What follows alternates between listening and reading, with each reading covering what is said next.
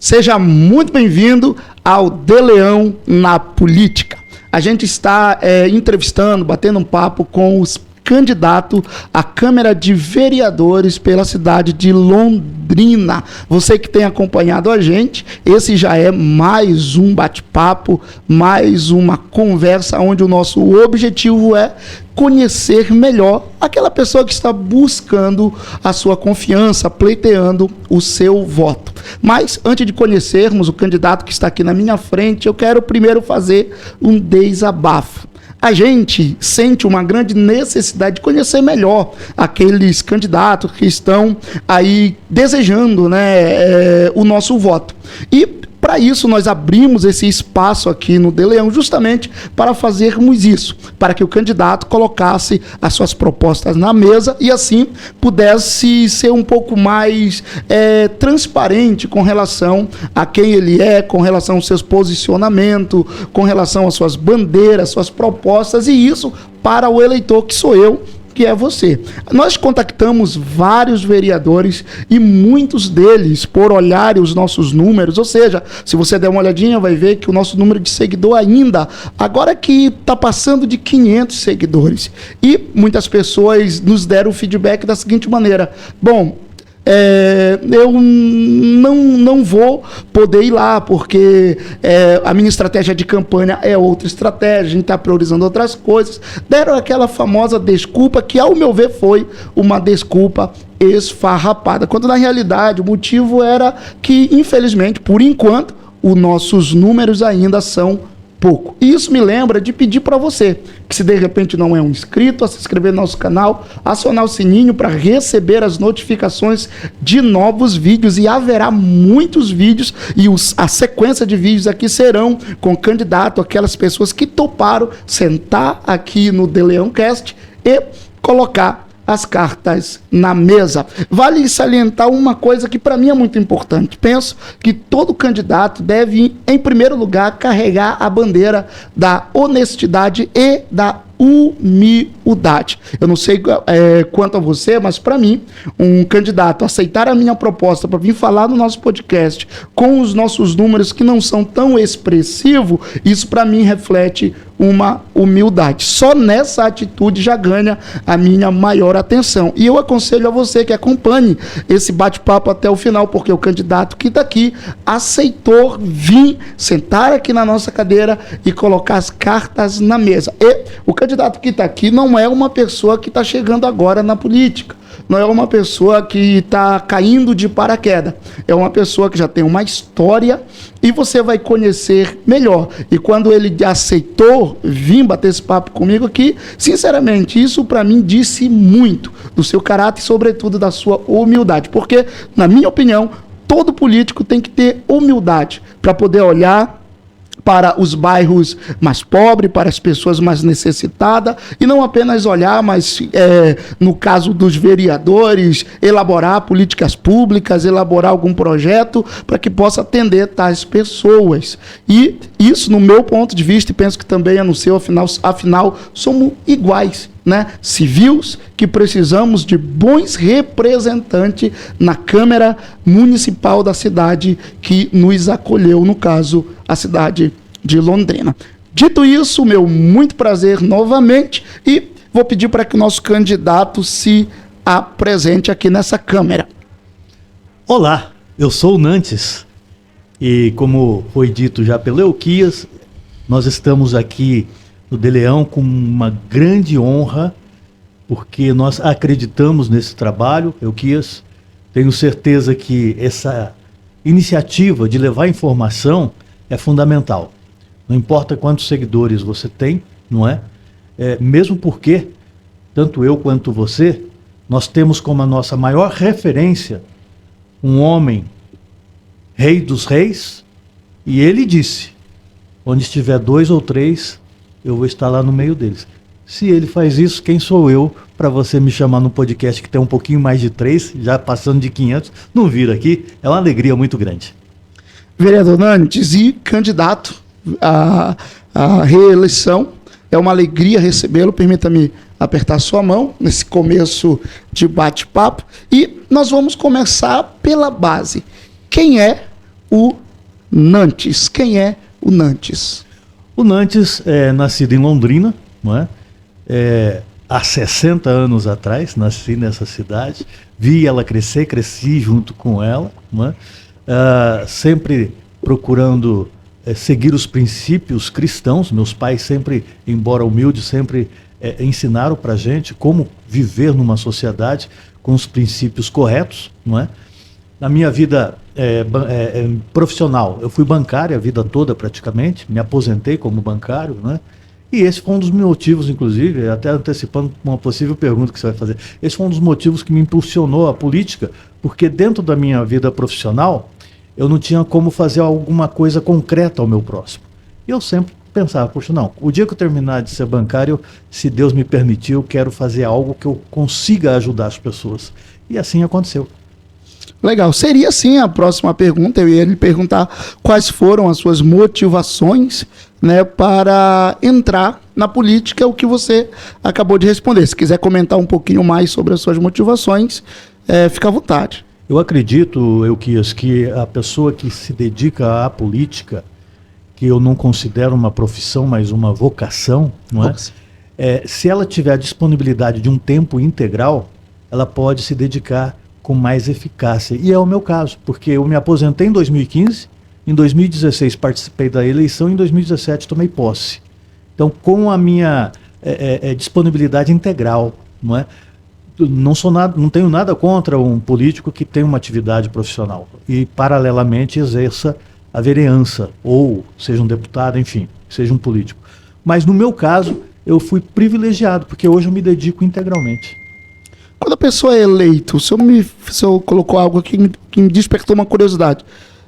Quando uma pessoa é eleita e ela tem ali uma certa atividade, ela não tem que parar essa atividade para exercer apenas o seu mandato? Não. De maneira genérica, não. Né? Principalmente se for privada. Ela pode continuar a sua empresa ou o seu trabalho sem problemas nenhum. Há algumas exceções muito peculiares, né? Mas o funcionário público, por exemplo, nós temos hoje vereadoras que são professoras e continuam exercendo a profissão, né? Outros são policiais, outros são... Enfim, ele pode continuar, sim, exercendo a sua profissão.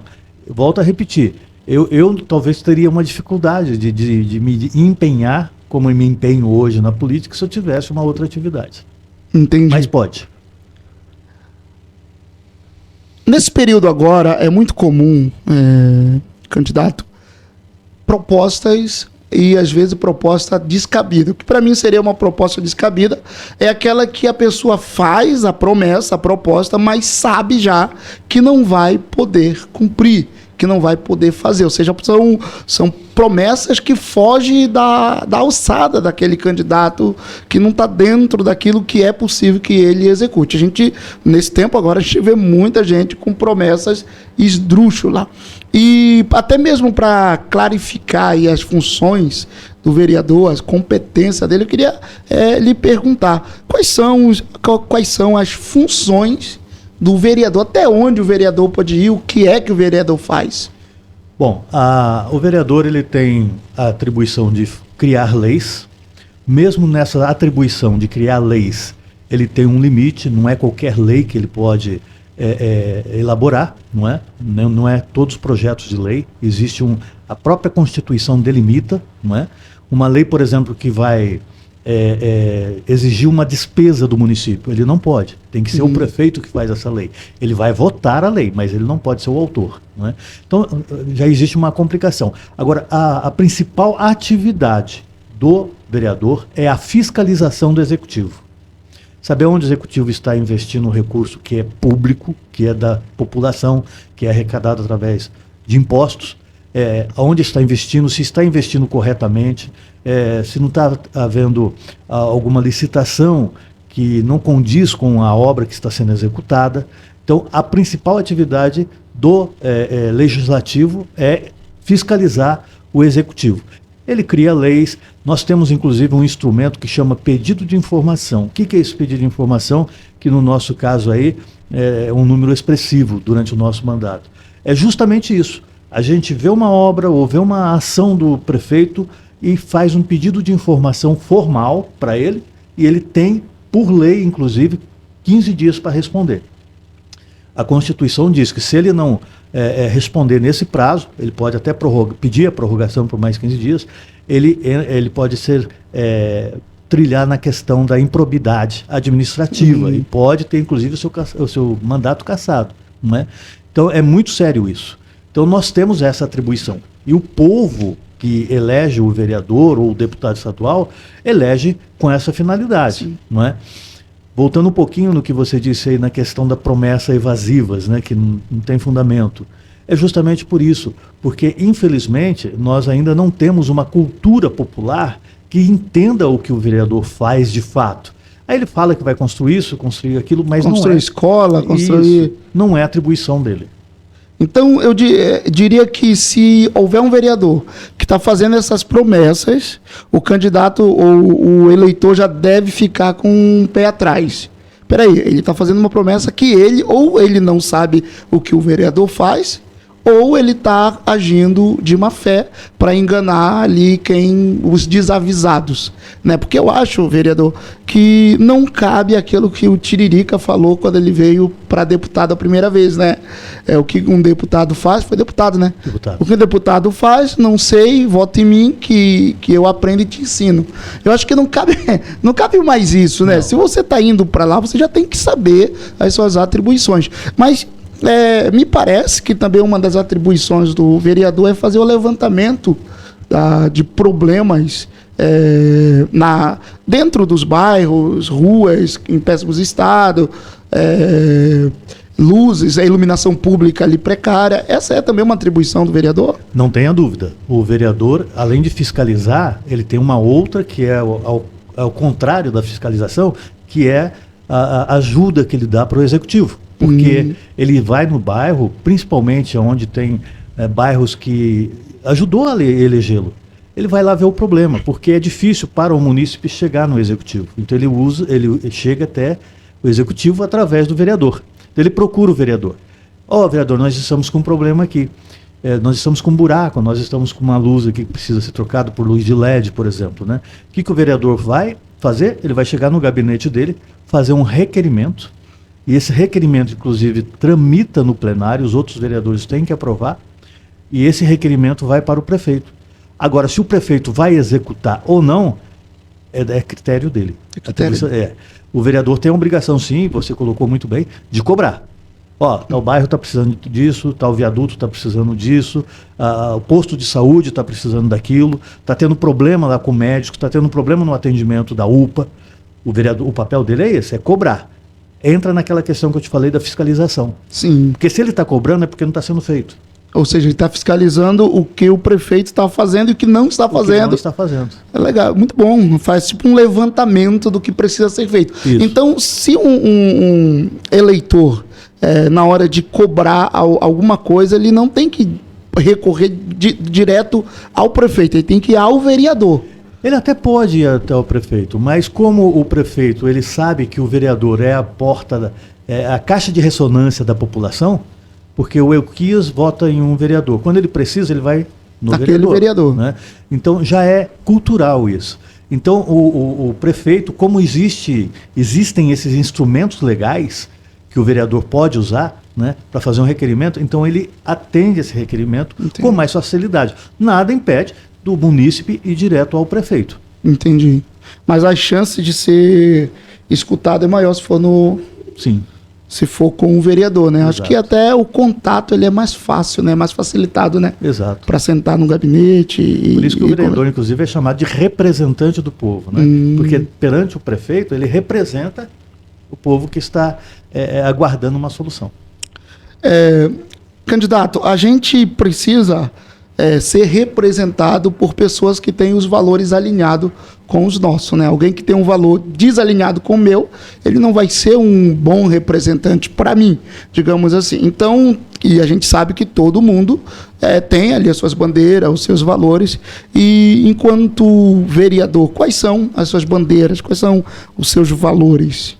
Bom, nesses quase 8 anos de mandato, a gente tem percebido que as nossas bandeiras precisam ser fortalecidas. principalmente porque, como eu disse, eu venho de uma linha de defesa dos princípios cristãos. O senhor é de direita, você Eu sou de direita, isso. E a minha linha é de defesa da família, dos princípios cristãos, da mulher. Eu tenho várias leis, tenho 110 leis que são de minhas autorias, e dentro dessas, uma boa parte em defesa da família, outra em defesa da criança e também em defesa da mulher. Quantas leis da sua autoria? 110. 110? 110 leis. Isso. E dentro dessas 110, se você analisar uma por uma, você vai ver que ela tem a busca dessa bandeira. Outra bandeira que eu defendo é o agronegócio. Não é? Nós temos, inclusive, no país ainda uma ignorância com relação ao papel fundamental do agronegócio. E em toda a sua esfera, o grande agricultor, o pequeno, o médio, a agricultura familiar, é fundamental. Nós, antes de começarmos aqui, nós estamos falando de comida, né? Sim. Que seria de nós sem o agricultor no campo para produzir essa comida, não é? Então, nós não podemos ignorar a importância, o pilar que é o agronegócio para a nossa nação. Diga-se de passagem, uma nação que é rica no agro. Nós temos a diversidade de solo no Brasil, que aqui tudo que se produz dá. Não é verdade? Verdade. Tem governos na Europa, na Ásia, que gostaria de ter o agro que nós temos. Então, eu sou um defensor do agro. Nessa legislatura, eu sou o único ali que defende essa bandeira, né, na Câmara Municipal do agronegócio. E, juntando com tudo isso, volto a repetir, os princípios cristãos, a questão da inclusão do homem, da mulher com deficiência, né, que está sendo uma bandeira assim agora, despertada em todo o Brasil, em todas as esferas políticas, isso é muito importante, né? Olhar para aquele que tem, aliás, eu discordo de falar olhar para aquele que tem deficiência, porque todos nós temos. Sim. Só que de alguns prejudica um pouquinho mais, impede um pouquinho mais dele se inserir socialmente. Então essa também é outra bandeira nossa. Legal. O senhor está vindo pela terceira vez candidato pela cidade de Londrina. O senhor já teve 2 primeiros mandatos. Isso. Né? Inclusive, o senhor já foi presidente da Câmara Municipal aqui de Londrina e já é o seu terceiro pleito. Sim. O senhor veio de 2 pleitos vitoriosos. Sim. Né? E muito possivelmente, né, uma das coisas que se espera do candidato é que ele conheça bem o seu quintal, digamos assim, conheça bem a cidade que ele deseja, o povo da cidade que ele deseja representar, no caso do senhor, Londrina. No seu ponto de vista, candidato, quais as áreas mais carentes do nosso município e quais as suas propostas para solucionar esses pontos de carências que o senhor identifica? Quando estivemos na presidência, a presidência é um mandato de 2 anos. Excepcionalmente, eu fiquei 3 anos, né? Por uma questão que a gente precisou assumir como mandato tampão, que a gente fala, né? Eu era vice, assumi e depois fui eleito. Naquele período, inclusive, de pandemia, eu estava na presidência.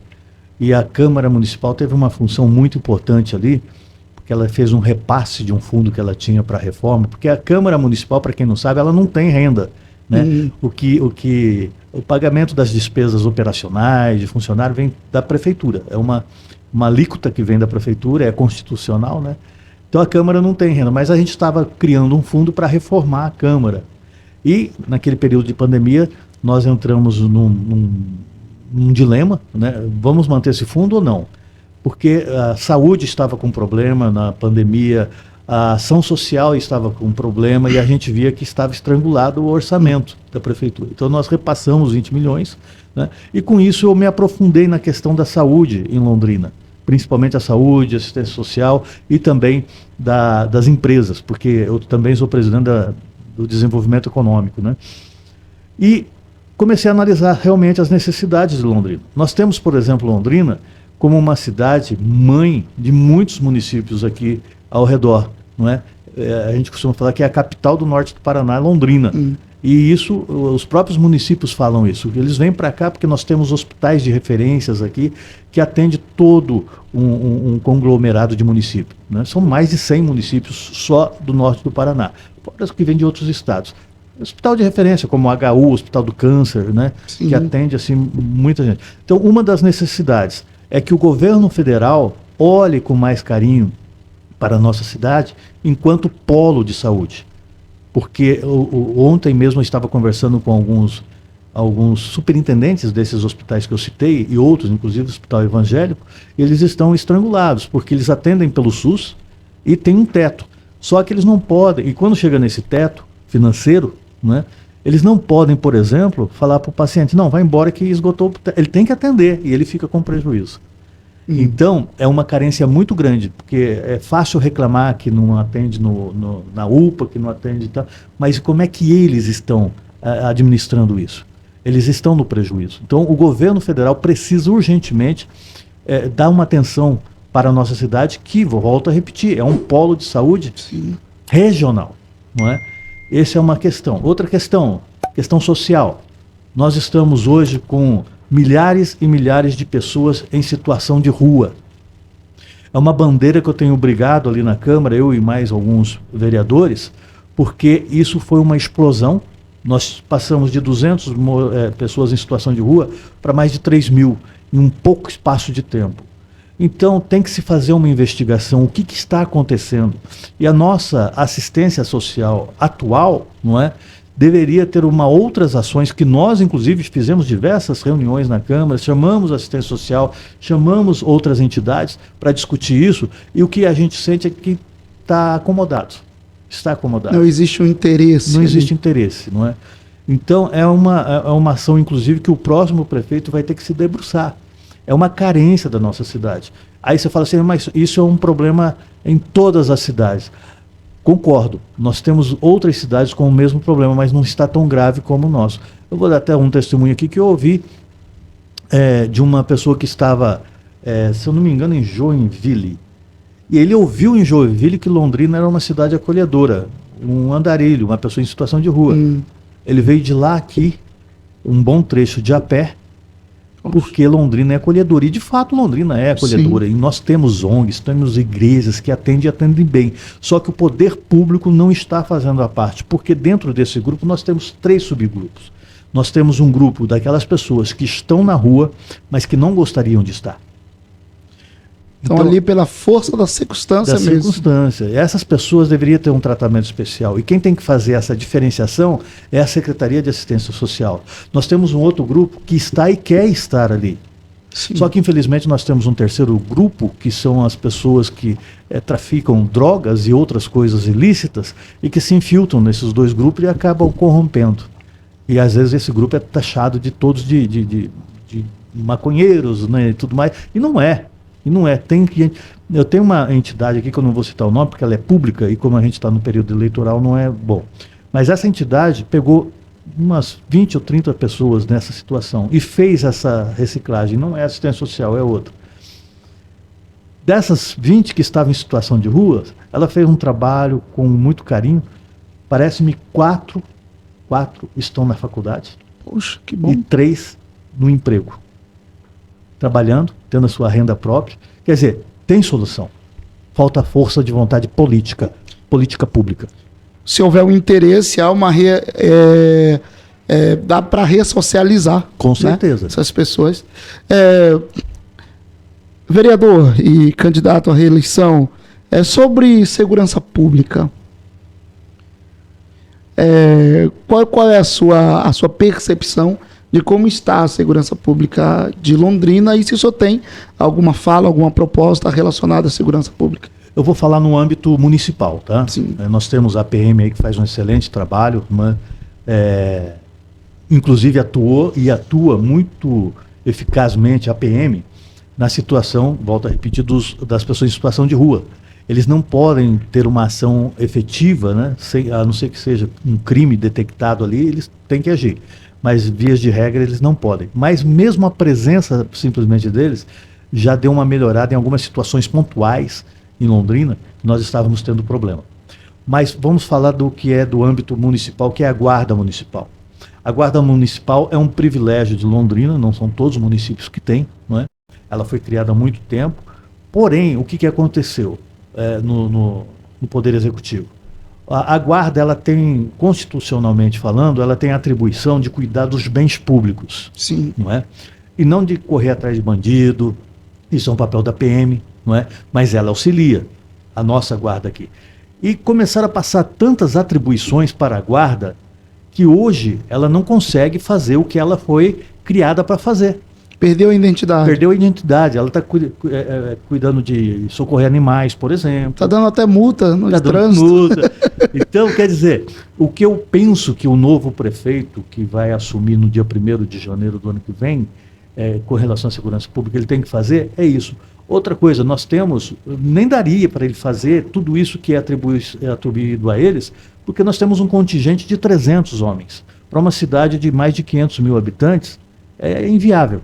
É um contingente muito baixo. Muito baixo. Parte ainda desse contingente vai para a questão administrativa, que precisa. 300 homens? 300 homens. Então, concurso público, valorização da guarda municipal tem que ter, não é? Porque ele coloca a vida dele em risco, né?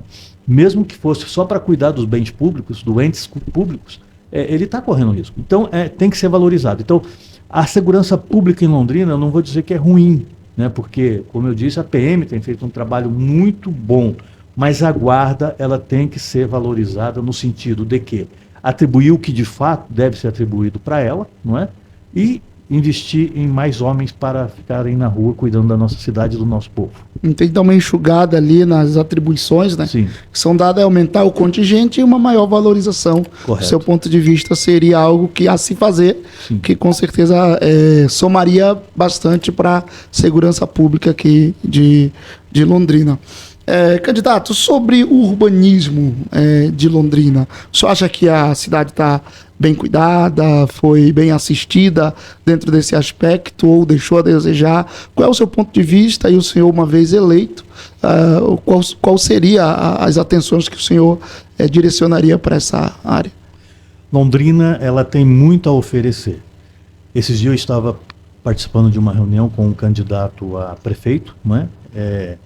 E eu disse uma fala e ele concordou comigo. Londrina não consegue se vender.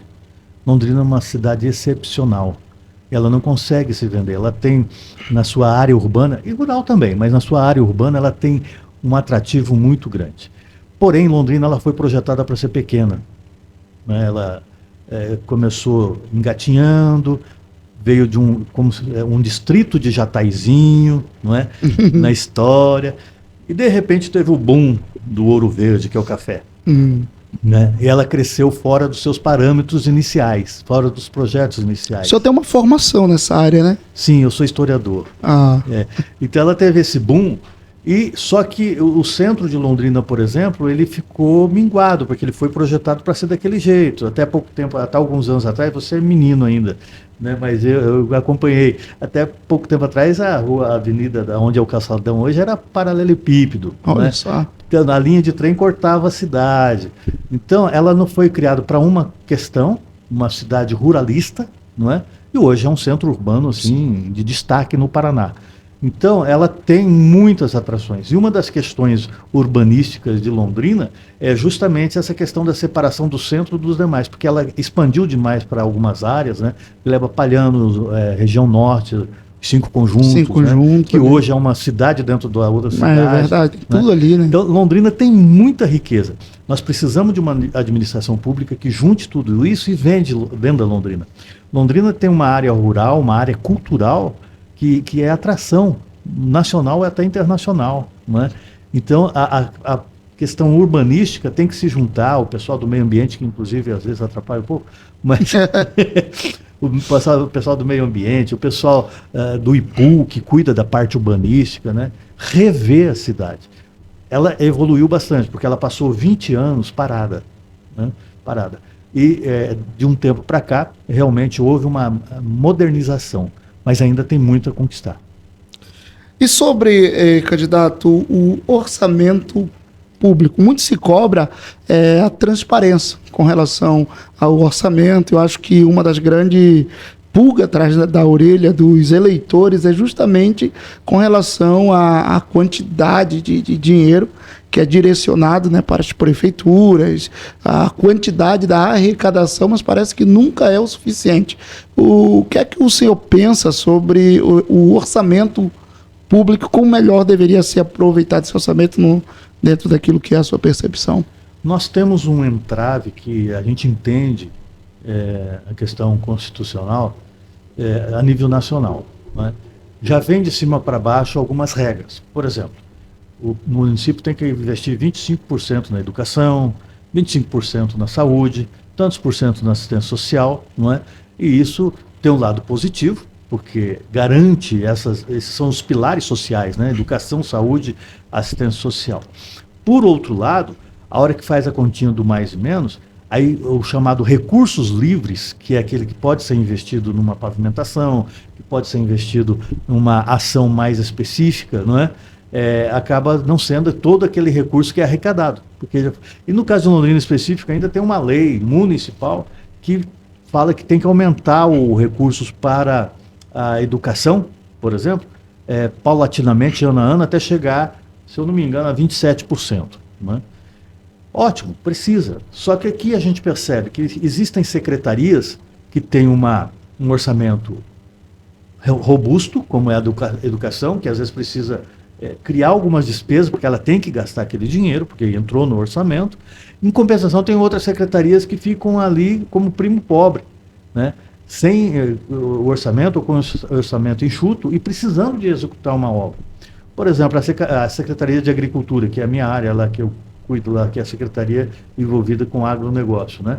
Nós temos aqui em Londrina 900 quilômetros de estradas rurais que tem tido uma atenção razoável, mas não necessário. Por quê? Falta orçamento. Aí você vai numa outra secretaria, está sobrando orçamento. Você diria que desculpa lhe cortar, mas para pegar esse gancho, você diria que essa distribuição, ela não é uma distribuição justa? Exatamente.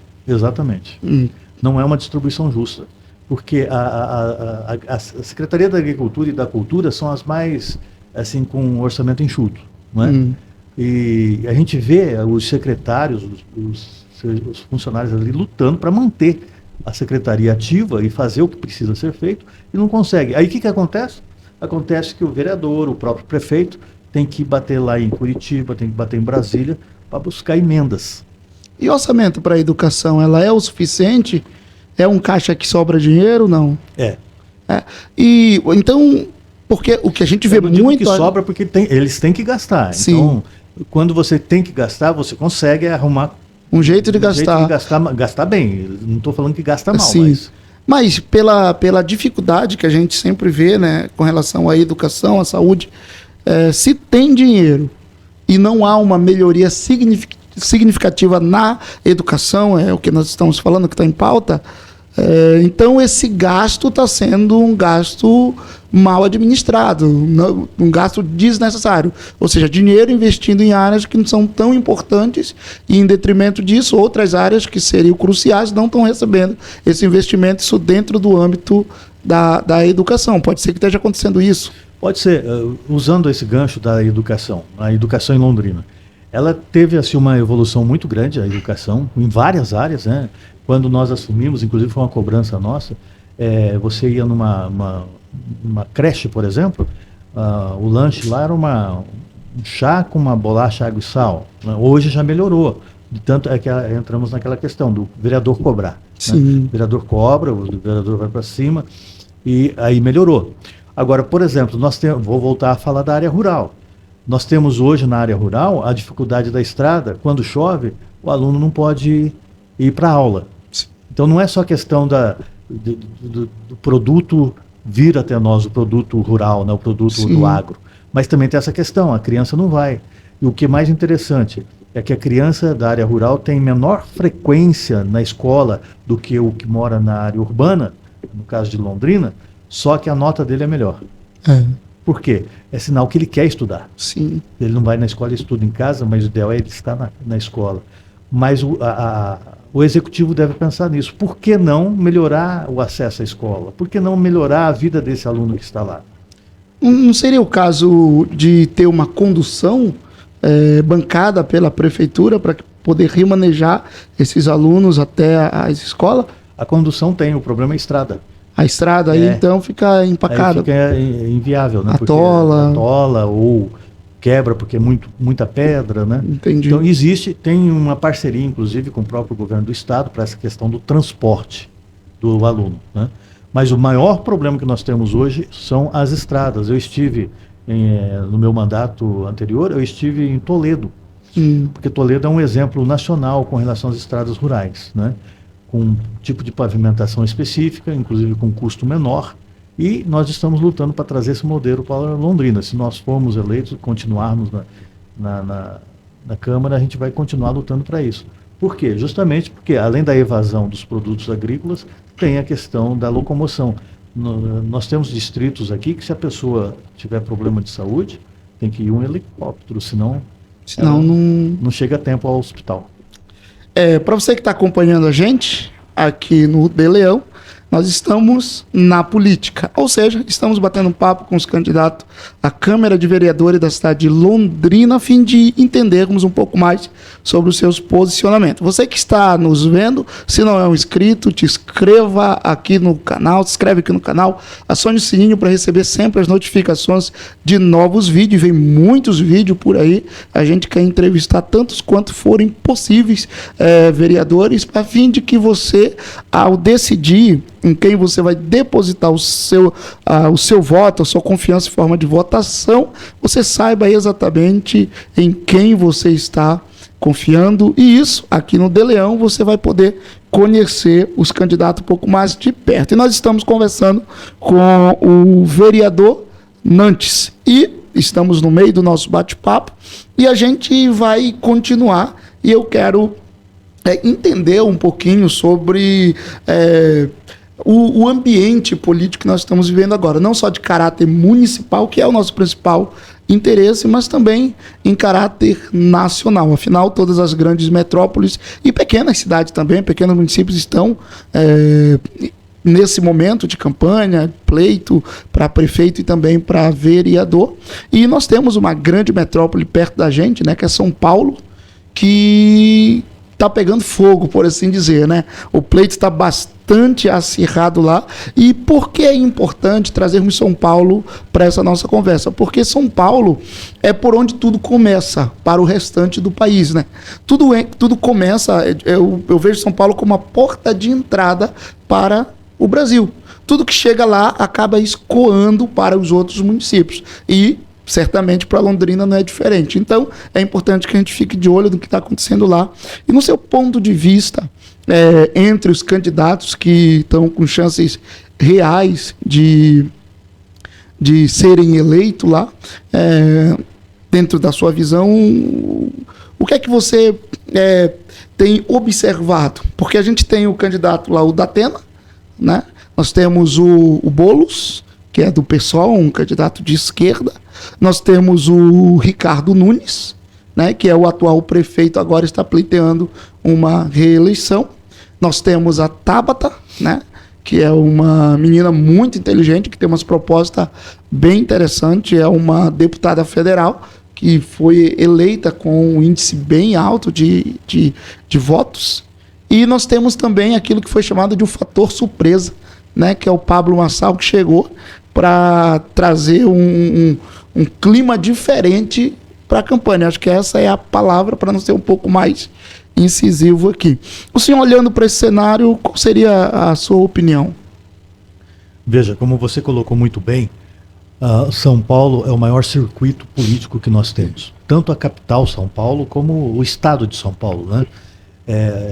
É um estado, é uma cidade que decide uma eleição nacional. Né? Ele tem muita influência. Numa eleição que envolve de deputado a presidente, todo mundo olha para São Paulo. Para onde São Paulo vai? Não é?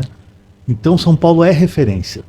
E o que está acontecendo, no meu ponto de vista, no cenário paulista, ou de São Paulo, melhor dizendo, da cidade de São Paulo, é justamente essa questão maciça federal que está agindo ali.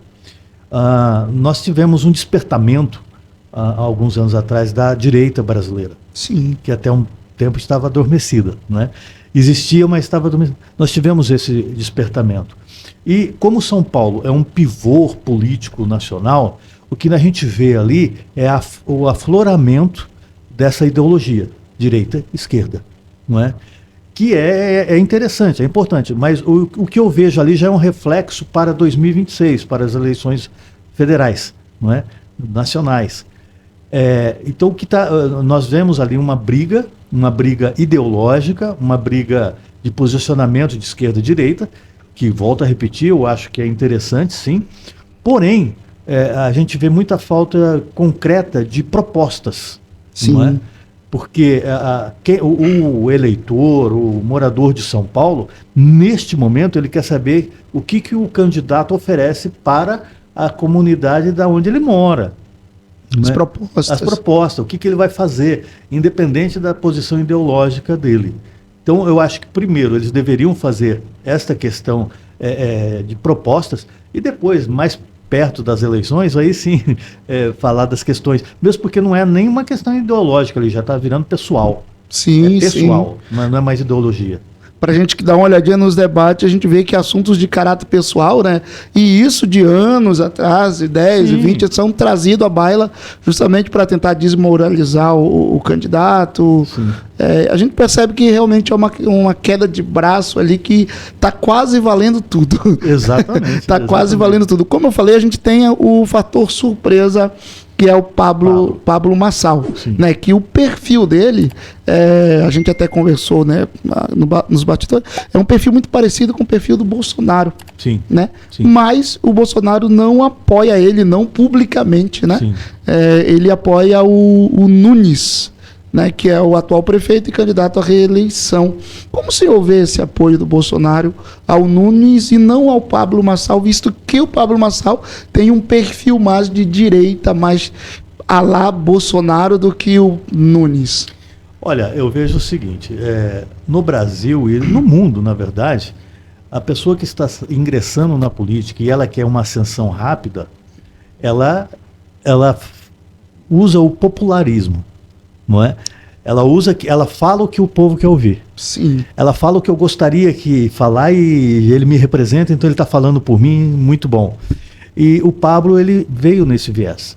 Ele fala o que muita gente gostaria de falar. Ele tem a atitude que muita gente gostaria de ter. Então ele vestiu um personagem, eu não conheço a vida pessoal dele, não posso dizer que ele seja assim no cotidiano, não é?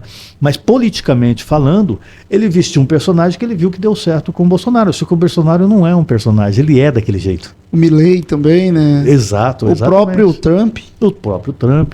Ele já é da natureza deles, né? Então eu imagino que ele falou, para eu conseguir ocupar o meu espaço, e pensando nele não está errado. Ele quer ocupar espaço. Eu preciso fazer desta forma. E ele está conseguindo. Tanto é que nas últimas pesquisas ele alavancou. Eu vou lhe colocar de saia justa agora. O senhor diria que está surgindo um novo capitão da direita? Não acredito. Não acredito. Não acredito, a não ser que a gente vê um histórico, né? O histórico. Como você mesmo disse, e também a gente constatou, ele surgiu agora, pelo menos nessa roupagem, não é? Se ele vai conseguir manter, nós não sabemos. Existe uma hashtag que é hashtag liberdade não tem dono. Né? Hashtag liberdade não tem dono.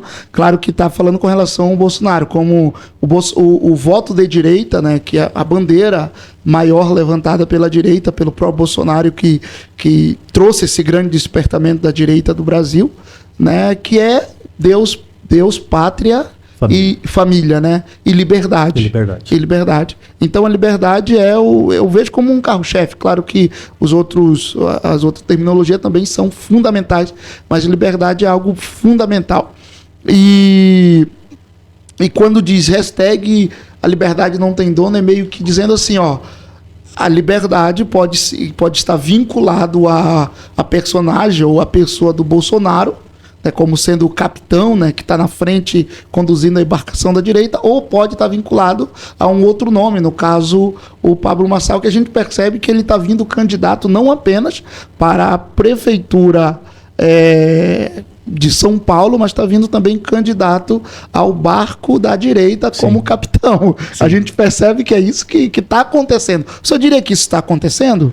Eu acredito que sim, porque está dando certo, né? A direita está tomando o seu espaço, está ocupando o seu espaço, depois do despertamento que nós falamos, está ocupando o seu espaço. A minha preocupação é de se criar personagens isolados. Sim. Porque a direita ela tem esse problema. Às vezes eu vou fazer o meu trabalho, eu sou de direita, eu vou fazer o meu trabalho, você faz o seu. O outro lado tem esse ponto positivo. Tem uma união macabra. A união. Macabra, mas é uma união, né? E nós, cada um por si, batendo, você vê, batendo num debate, não importa se ele é de direita ou de esquerda. Sim. Nós temos que ter o nosso comprometimento de... Você é de direita? Sou. Eu também. Então vamos junto. Sim. Vamos junto. Nós temos uma referência hoje, que é o Bolsonaro, maravilha. Mas ele tem grupo. Então, nós não podemos nos degradar entre nós. Sim, sim. Nós temos que ter essa concepção de que a direita só vai vencer se houver união. Porque por mais que o Pablo Marçal faça parte do PRTB e o Bolsonaro faz parte do PL, né, mas ambos levantam a mesma bandeira. Exatamente. Quem olha assim, não, é a mesma bandeira. E até muita gente se pergunta o porquê o Bolsonaro não apoiou o Pablo. Eu penso que foi uma questão de time, no meu ponto de vista. Foi uma questão de time. O Pablo entrou depois. Sim. Né? Então ele já estava comprometido com o apoio ao Ricardo Nunes, então não teve como mudar de ideia relacionada a quem ele iria apoiar. Eu penso que foi isso, até pela forma como o Bolsonaro está apoiando o Ricardo Nunes, que no meu ponto de vista é um negócio meio chulo ali, meio sem sal, nem quente nem frio. Sim, sim. Mas é como você falou, o Pablo ele surgiu agora, acredito que tenha boas intenções, mas o Nunes já vem numa caminhada, Sim. tem mandato, né? Então, com certeza, o Bolsonaro deve ter conversado algum momento com ele. Não sei se o Pablo teve essa oportunidade, mas se porventura os dois forem para um eventual segundo turno, aí zera tudo. Aí zera tudo. Aí os dois vão estar em igualdade. Se o senhor tivesse, eu sei ler expressões aqui, eu vou traduzir a sua expressão. Se eu estivesse em São Paulo, o senhor é um cidadão, e o senhor tivesse que votar lá, mesmo que não fosse uma pessoa, como que diz, um civil, mesmo que não fosse um civil, né, o senhor teria que votar. E se eu estivesse em São Paulo, para prefeito, o senhor votaria no Ricardo Nunes ou no Pablo? Vou olhar para o senhor. Ricardo. O Ricardo por dois motivos. Primeiro, porque ele já fez, né, e provou que consegue fazer. Não que o Pablo não vá conseguir, né? Mas pelo histórico. E segundo, porque eu confio no tino do Bolsonaro. Do Bolsonaro. Isso. Entendi. Inclusive, o senhor faz parte do PL também, né? Do Bolsonaro. Isso. Legal. Com relação ao nosso governo federal, o presidente que está em exercício, né? Que está legislando, né? É legislativo, né? Não, dele é executivo. Executivo, que está o presidente, com relação ao nosso presidente, hoje, ou o seu presidente. Qual é a sua opinião? Como nós estamos de presidente? Eu já dei uma deixa quando falei do agro. Olha, nenhum presidente, seja o país que for, no mundo, jamais falaria que o agro é insignificante, como o atual presidente falou. Ele chegou a falar isso no microfone, num discurso dele, que o agro não importa para ele. O agro é insignificante para o país. Meu Deus do céu, é o maior pilar que tem. Então, um presidente que ignora a maior riqueza que ele tem, que qualquer governo do mundo gostaria de ter, não merece ser presidente. Não merece ser presidente. Não merece ser levado a sério. Não merece ser levado a sério. Não é?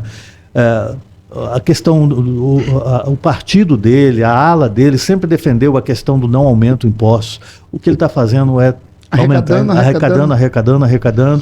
Nós não sabemos como está sendo gasto isso daí, né? Lógico que tem um orçamento que é público, mas nos bastidores, as emendas ocultas, a gente não sabe. Então, eu sinceramente reprovo o governo atual. E se entrar na área ideológica, então nem se fala. Verdade. Nós temos aqui um momento que eu chamo de perguntas rápidas, contra ou a favor, ping-pong, e o senhor fica à vontade para justificar a sua resposta. Você pode responder só contra ou sou a favor, ou o senhor pode, sou contra, mas por isso e por isso. O senhor tem a liberdade de justificar. Por exemplo, o senhor é contra ou a favor do aborto? Contra, totalmente. Já está provado cientificamente que a vida começa logo após a concepção. Então, se você mata, você é um assassino. Se você mata de uma pessoa que já nasceu. Então, a que não nasceu, ela tem os mesmos direitos. Então, é um assassinato e deveria ser punido esse assassinato. Sou totalmente contra. E quem é a favor é porque ele não foi abortado. O senhor é contra ou a favor ao desarmamento? Eu sou contra. E volto mais uma vez a me manifestar com relação ao campo, à área rural. A área rural, antigamente, se você quisesse fugir da insegurança pública, você ia para um sítio, você ia para uma fazenda, para uma chacarazinha. Lá é tranquilo. Hoje não está mais assim. Hoje, além da violência urbana, está acontecendo a violência na área rural. E nós temos provas de que muitos bandidos não entram porque sabem que lá tem uma arma. Você é contra ou a favor que a PM use câmeras presas ao seu uniforme de maneira obrigatória? Olha, aí tem os dois lados. Eu sou a favor, mas pensando no policial. Porque muitos policiais vão parar na cadeia, respondem processos, são demitidos por ações que eles tiveram e às vezes a palavra dele não tem valia. Por exemplo, ele matou um bandido. Ele tem que provar que ele estava na função de policial, que ele tem o direito de se defender porque ele é um cidadão comum. Atrás da farda tem um ser humano. E às vezes ele precisa eliminar um policial. Como que ele vai provar isso? Então, pensando na segurança do próprio agente, eu sou a favor. O senhor é contra ou a favor da liberação da maconha? Totalmente contra. Totalmente contra. Inclusive, é uma área que o STF está entrando, que não é a atribuição deles, né? Essa liberação de uma quantidade... Eles falam que é uma quantidade ínfima, né? Mas se você junta 40 gramas aqui, 40 gramas ali, já virou tráfico. Então, eu sou totalmente contra. Inclusive para remédio, sou contra. O senhor é contra ou a favor que as igrejas paguem impostos? A igreja é o braço que o poder público não tem. Contra ou a favor? Eu sou contra. Porque a igreja faz o que o poder público não faz. Eu costumo até brincar o seguinte: se um dia eu for deputado federal, nós temos na nossa Constituição 3 poderes, não é? Executivo, Legislativo e Judiciário. É lógico que isso não pode se fazer, mas eu faria a criação do 4º poder: Executivo, Legislativo, Judiciário e Eclesiástico. Por quê? Porque a igreja hoje faz o que o poder público nunca vai conseguir fazer. Verdade. Por exemplo, além da ação social natural, tem a preventiva. Se eu levo meu filho, minha filha para a igreja, ele vai aprender que lá ele vai aprender que roubar é errado, que mentir é errado, que matar não deve fazer. Então essa criança, a própria Bíblia fala que ele vai crescer com aquilo na cabeça. Então se ele for parar na cadeia, é porque é safado mesmo, porque ele aprendeu, ele teve uma prevenção. Então a igreja tem uma função social imensurável. E ela não pode pagar para fazer isso que o governo não faz. Você é contra ou a favor da família tradicional? Família tradicional, homem e mulher e sua prole. Você é contra ou a favor a esse modelo de família tradicional? Sou totalmente a favor da família tradicional e natural. Natural. O homem foi criado homem, a mulher foi criada mulher, não é? Então a família, esses dois foram criados com sexos opostos, gêneros opostos, justamente para ter condições de gerar. Então é natural e tradicional. Sou totalmente a favor e defendo a família nesse perfil, nesse desenho. Só mais duas. Você é contra ou a favor a maioridade penal, que hoje é de 18 anos? Você é contra ou a favor dessa maioridade penal? Eu acho que a maioria... Eu sou contra. Eu acho que no nosso tempo, volto a repetir, você é menino, você não é do meu tempo, né? Mas no nosso tempo, com 12, 13 anos, a gente estava trabalhando. Hoje, o adolescente não pode trabalhar, ele tem que ir para a aula, mas ele pode roubar, ele pode matar. O que tem de adolescente matando o professor na sala de aula, ou batendo no professor em sala de aula, sendo rebelde em casa, matando os pais, a gente vê na televisão direto, matando avós. Ah, mas ele é pequeno, novo ainda, né, adolescente, ele pode fazer isso, mas trabalhar não pode. Então eu sou pela redução. Você é contra ou a favor? Ultimamente teve uma flexibilidade maior relacionada às saidinhas, né, em datas comemorativas, né, as saidinhas das penitenciárias.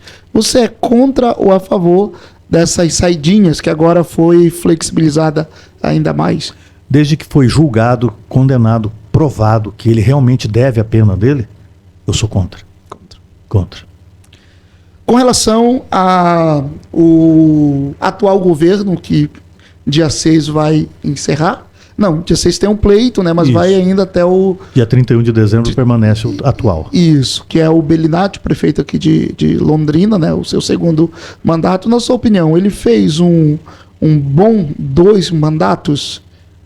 O governo dele, de uma nota de 0 a 10, qual a nota você daria para o atual prefeito? Nos 2 mandatos juntos, eu poderia dar uma nota 7. Nos 2 mandatos juntos? Isso. Se for separar, no primeiro mandato ele foi muito bem, e no segundo mandato ele deixou muito a desejar. No segundo mandato, uma nota de 0 a 10, só no segundo? 4. 4.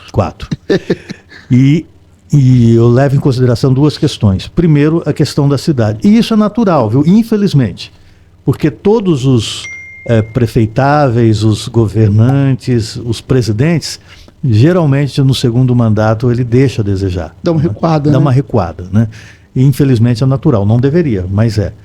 Mas no nosso caso específico aqui de Londrina,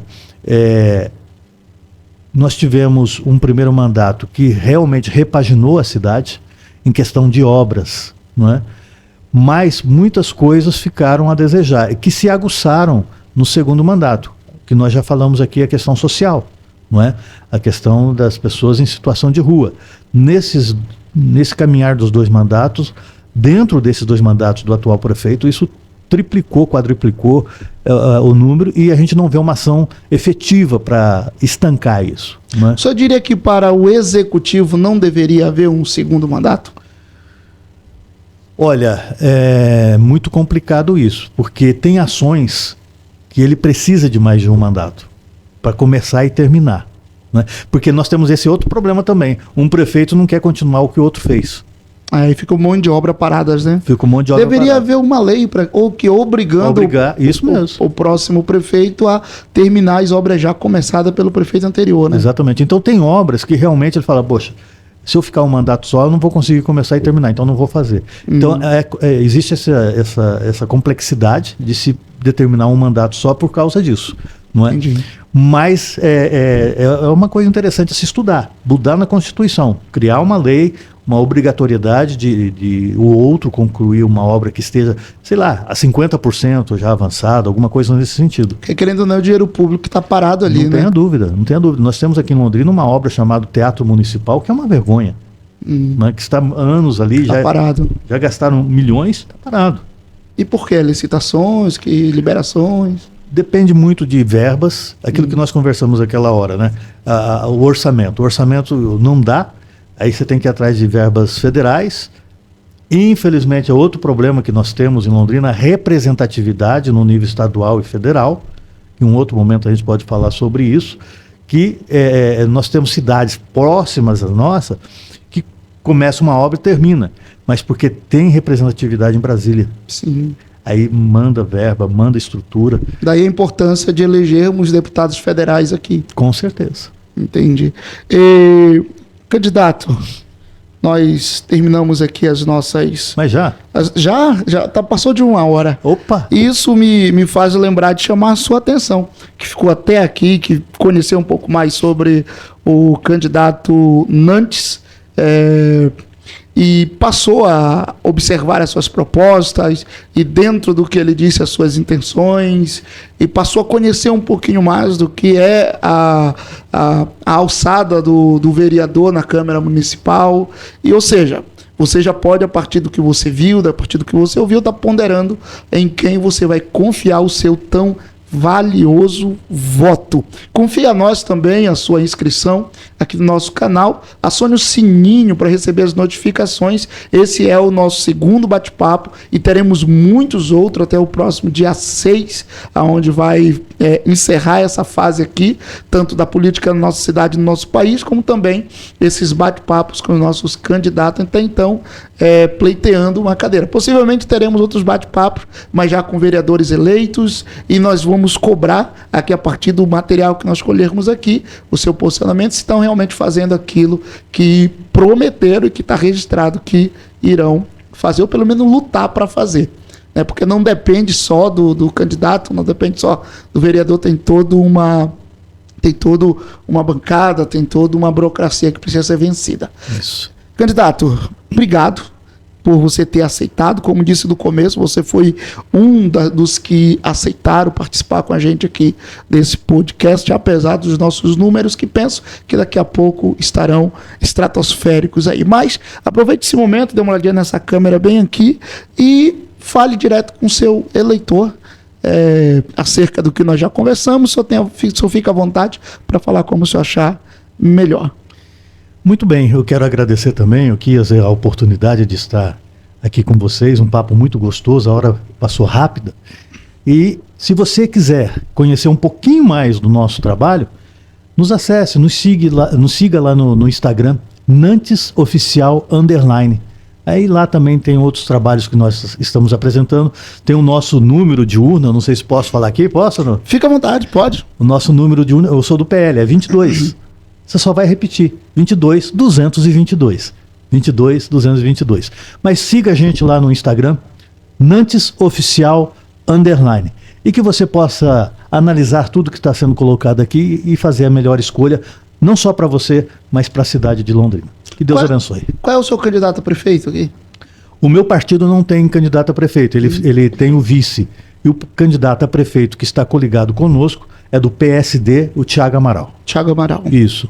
Vereador, muito obrigado por você, mais uma vez, eu reitero isso, ter aceitado participar desse bate-papo. Desejo ao senhor muita boa sorte, que Deus lhe ilumine, lhe conduza e que, uma vez eleito ao terceiro mandato, o senhor venha fazer um excelente terceiro mandato, porque o seu primeiro e o seu segundo mandato somos prova de que foi um excelente mandato, e fazemos voto para que o próximo mandato, querendo Deus, lhe permitir mais uma vez uma cadeira lá na Câmara Municipal, que também seja um excelente mandato. Muito obrigado. Eu que agradeço. Aos nossos telespectadores, meu muito obrigado. Fiquem todos com Deus.